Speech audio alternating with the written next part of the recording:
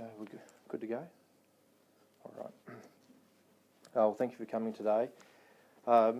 Two men have been arrested in New York after information was shared with US law enforcement as a result of a Task Force Argos online investigation.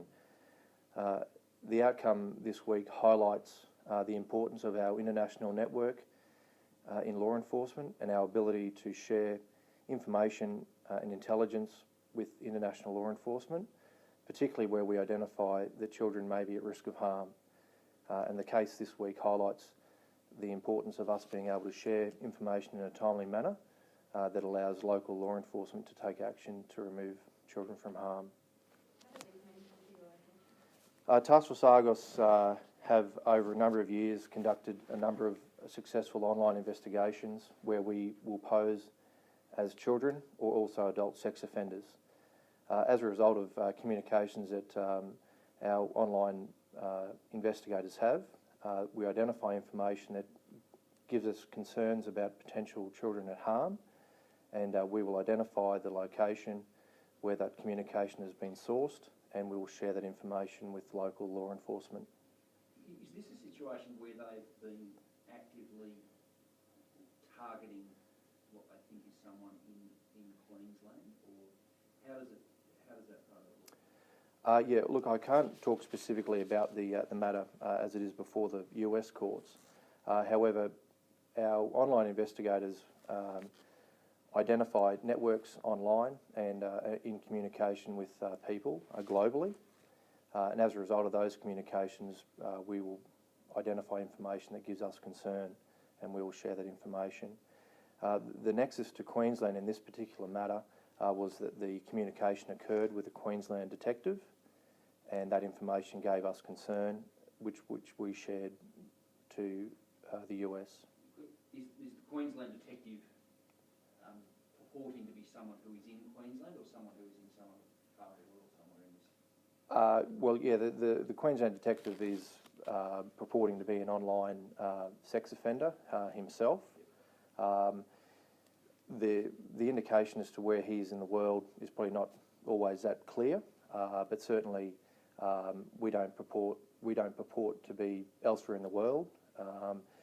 The thing with the internet communication is that no one really knows who you're communicating with or in which part of the world you are from, even though you may say so in a communication. This happened quite a lot with Task Force Argos. Obviously, it's a Queensland unit, and you obviously are trying to investigate Queensland crimes, I assume. Does it happen a lot when you're investigating a crime that you think is in our jurisdiction and then takes you to another part of the world you may not have foreseen? Yeah, well, our online investigations, we are focused on keeping kids safe. As a state agency, our focus is on Queensland children. However, the communication on the internet takes us to all parts of the globe.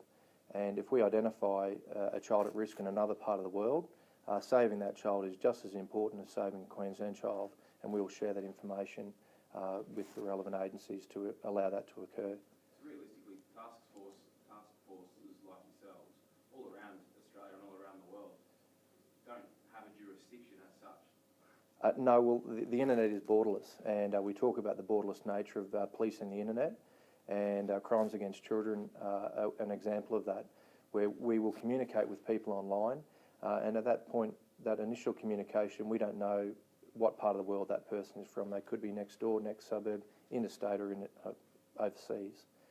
However, if we identify information that gives us concerns about children at risk, we will do our best to identify the location and share that information. Is it a tough job to pose as an online sex offender, and do officers have to do any sort of training to do that? Yes, we do. We have undertaken a number of training courses that allows them to do that, and there's a number of internal processes and policies to ensure that their welfare is looked after. It's certainly confronting work doing online investigations and posing as an online sex offender. Without wishing to get you to blow your own trumpet, is Argos batting above its weight, I guess, on a global scale in terms of the successes that you've had? Yeah, it's a good question. Look, over the years, Task Force Argos have developed a reputation for their work in the online field, and that's come about because of our ability to engage with offenders both in Queensland, interstate and internationally, and our ability to network with other law enforcement agencies and allow us to share information in a timely manner builds up that credibility in our organisation, and the quality of the information that we share and the way that we identify and share the information allows those other agencies to take action in a timely manner. Could there be more arrests in relation to this particular investigation? Well, we never fully, completely close out an investigation, and I would suspect that there'll be ongoing investigations in relation to the networks that these offenders were in and potentially other communications that they've had. But that's, I can't say that because that matter's now a US matter, and how they would undertake their ongoing investigation is up to them. What we did here was engage in a communication, identify intelligence and a child at risk, and we've shared that information, which has allowed them to take the action they have. These men, are they part of a child pornography ring? Do they have their tentacles spread through Queensland? Look, I couldn't comment specifically on that, but what we find is that the internet has allowed these people to communicate, and they share a sense of the ability to communicate with like-minded individuals on the internet. So to say that they're networked is probably not completely true. The commonality between these offenders is the internet itself. Of course, there's pockets within in the internet where these offenders will congregate and communicate with each other, and they think that it's safe to do so. But our ability, and internationally the ability of law enforcement to infiltrate these networks and communicate with these people is obviously seen as a result that's come about this week. Specifically on this case, are you, Task Force Argos, making any investigations to any Queensland links to these two blokes? No, not in connection with these two people, no. Can you give us a sense of the timeline of this particular operation? Look, the communication occurred over a month. The communication occurred in July. The information was shared, and we've seen the outcome this week in August. These websites and forums have quite a hierarchy, and you have to build trust with these people before they'll start sharing this information. If you're a detective, have to work pretty hard to build that trust and get in amongst these guys. Yes and no. The internet allows, as I said, these like-minded individuals to share information, share ideas, trade images and videos of children being exploited. There's a number of networks where there is that hierarchy in place where you have to engage and build trust amongst the other people in the network. So the internet, unfortunately, covers all types. And we as investigators, we're in at all levels of the internet. So offenders communicating online never know really who they're communicating with, and that's a key message. Offenders are communicating with law enforcement all over the world, and we also do the same thing when we pose online as children, and we have offenders engage police officers who are posing as children. And there's been numerous examples over the years of the outcomes as a result of those kind of communications. And given these guys are charged with producing child exploitation material, will it be alleged that they had produced these images and were offering to share them with the person with the Queensland? Yeah, look, I couldn't kind of go into the specifics of that aspect of that matter, given that it is now before the court in the US.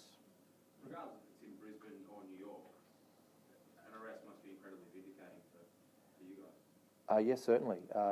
It certainly is a good outcome. The investigators are heavily committed to doing this kind of work, and successes when people get charged with these kind of offences is certainly rewarding for the investigators and for the efforts that they put into these investigations. Regardless of the training as well, it must be really very difficult for you detectives to go about their work day to day and see all these confronting images and speak to these people. It is confronting work, and certainly some of the images and material that you'll see on a day-to-day basis is confronting. However, The investigators are committed and passionate in this work, and the removal of kids from harm is certainly the rewarding goal that we all strive for, and that's where most investigators are comforted in the fact that our work is contributing to the removal of kids from harm, be it in Queensland or elsewhere in the world.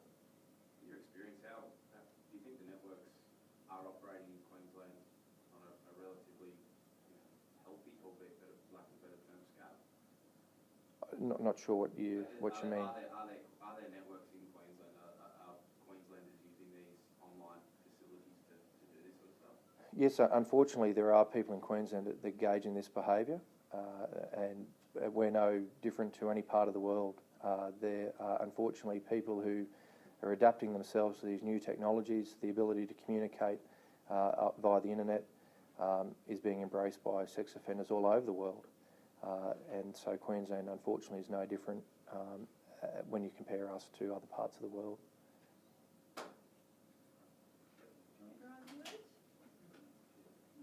All right.